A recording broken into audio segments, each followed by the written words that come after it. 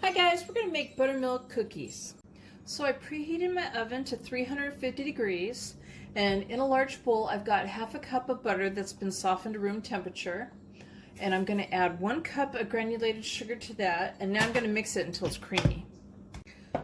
I'm going to add 2 eggs to this, 1 teaspoon of vanilla extract, and we're going to mix this on medium speed until it's combined. We're going to add a half a cup of buttermilk.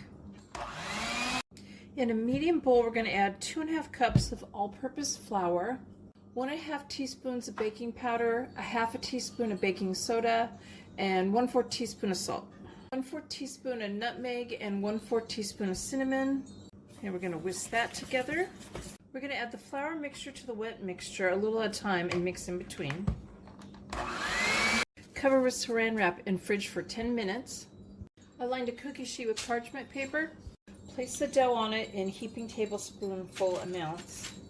We're going to bake it for 8 to 10 minutes, and the tops are going to look a little cracked and the sides are going to look a little lightly golden brown. Remove to a rack to cool completely.